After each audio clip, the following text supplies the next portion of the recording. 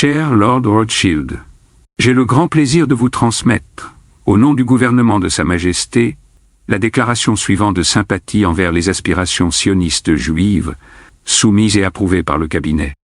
Le gouvernement de Sa Majesté envisage favorablement l'établissement en Palestine d'un foyer national pour le peuple juif, et mettra tout en œuvre pour faciliter la réalisation de cet objectif, étant clairement entendu que rien ne sera fait qui puisse porter préjudice aux droits civils et religieux des communautés non juives existantes en Palestine, ni aux droits et au statut politique dont jouissent les Juifs dans tout autre pays.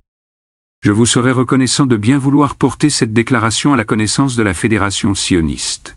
Sincèrement vôtre, Arthur James Balfour, ministère des Affaires étrangères. Le 2 novembre 1917. Salut à tous.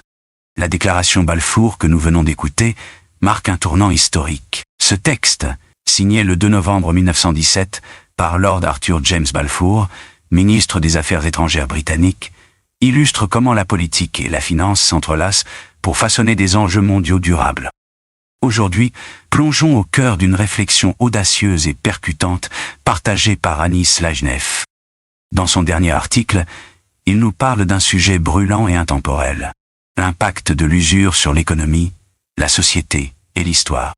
De la domination financière des castes à la chute des empires, en passant par les répercussions sur la Palestine, Anis nous rappelle que derrière l'usure se cache une logique d'injustice sociale et de division profonde.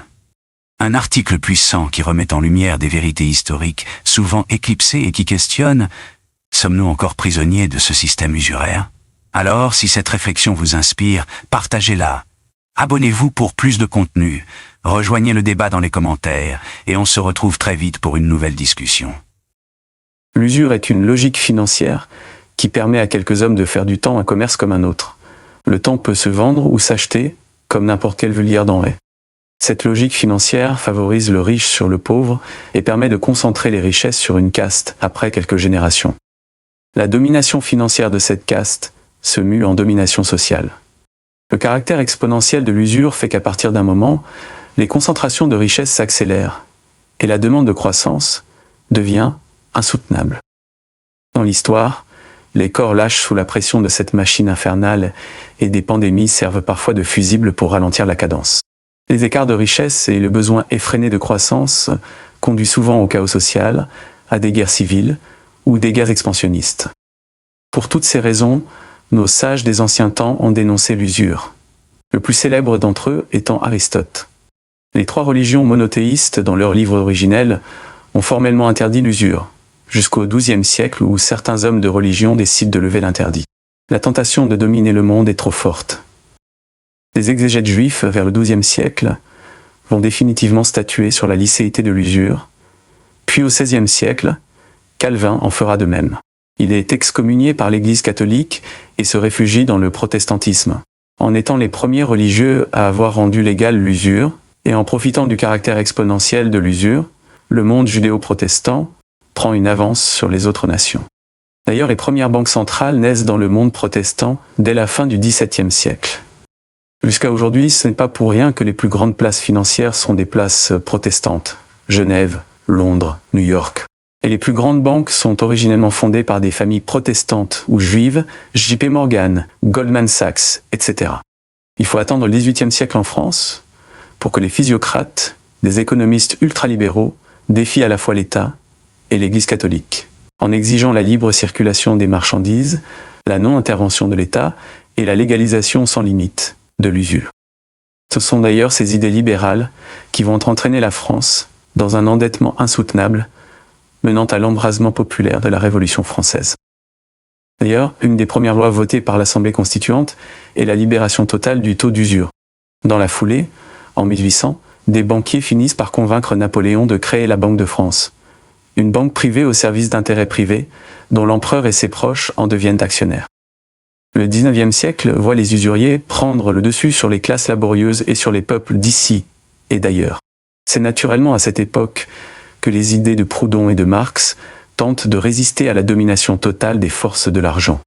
L'usure ne fut pas seulement un moyen d'accumuler des richesses et de dominer les classes laborieuses, elle fut aussi un moyen de coloniser les contrées du monde, les moins financiarisées, d'Afrique et d'Amérique du Sud.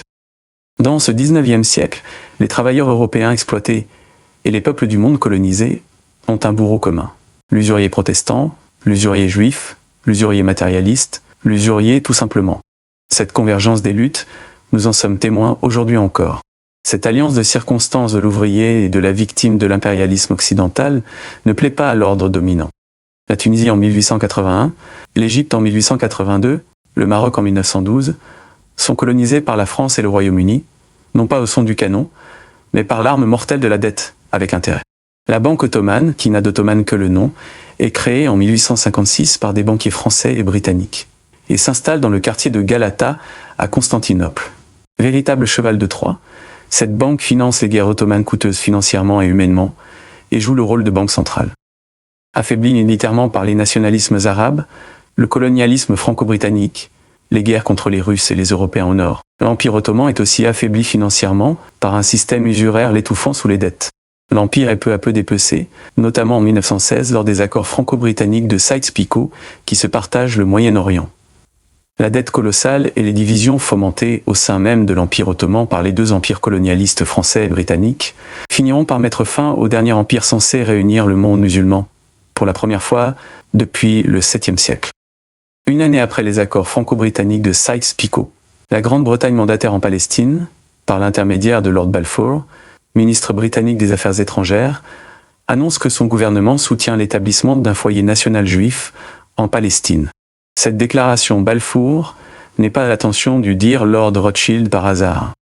Si cette lettre s'adresse à un membre de la famille Rothschild, c'est en partie parce que la famille a financé le Royaume-Uni lors de la Première Guerre mondiale, et a participé par son influence politique et économique à l'effort de guerre en faveur de l'Empire britannique. C'est aussi la branche française de la famille Rothschild qui, dès le XIXe siècle, forte de son activité usuraire, achète des terres en Palestine, alors sous contrôle ottoman, et finance dans la foulée le projet sioniste de Herzl.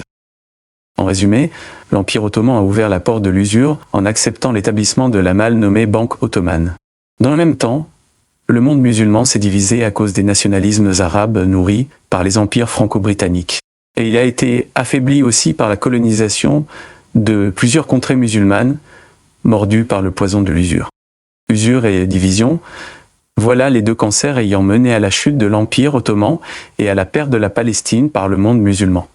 Usure et division, voilà les deux armes qui ont permis au monde judéo-chrétien de conquérir la Palestine et de laisser une blessure béante au sein d'un monde musulman désuni. Si la cause palestinienne fait réagir autant, c'est que les causes historiques sont complexes et clivantes. Le conflit israélo-palestinien est le fruit de l'usure, de la colonisation, de la division du monde musulman, de l'antisémitisme européen et de la barbarie nazie. Voilà pourquoi ce conflit réveille dans notre inconscient collectif un passé douloureux. Ce conflit divise le monde en deux, sans laisser de place à l'indifférence. D'un côté, les hommes et les femmes qui s'accommodent de l'usure et des conquêtes impérialistes, de la hiérarchisation sociale et des races. De l'autre, les hommes et les femmes qui s'inscrivent contre la domination des peuples, contre la domination des usuriers sur les classes laborieuses, contre les suprémacistes et les impérialistes. Ces deux mondes sont-ils réconciliables ? À vous d'en juger. Nous ne vivons pas un choc des civilisations, ni un choc des religions. Nous vivons un choc entre le monde usuraire et les peuples du monde qui en sont victimes et tentent de lui résister.